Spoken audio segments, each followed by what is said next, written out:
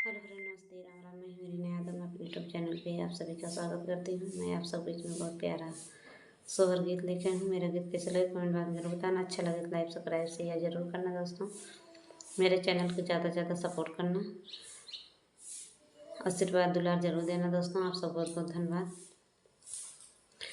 कौने बान बोलई कोयालिया हो सुनात, नीक लागई हो सुनात, नीक लागई हो।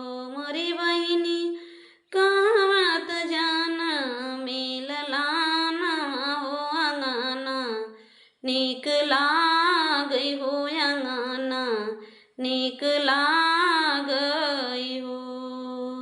बन बन बोलई कोयालिया हो सुनात, नीक लागई हो सुनात, नीक लागई हो। मोरी बहिनी महलिया में जाना मिललाना हो अंगना, नीक लागई हो अंगना, नीक लागई हो। माचियत बैठी सासु होत पूत, सियराज करई पूत, सियराज करई हो।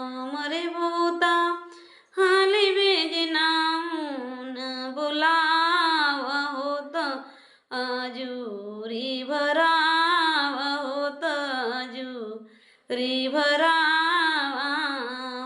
मोरे पोता हाली बेगना मुने बुलाव होत, चौक पुराव होत, आजूरी भराई हो। मोरे वो पोता तोहरी निजाना मिललाना होत, देवी की मनावा होत, देवी की मनावा हो। मोरे पोता मोरे ललना भोले हो, मोरे ललना उजरी मड़हिया बसा या हो मयरिया अपन जुड़वाया हो, मयरिया अपन जुड़वाया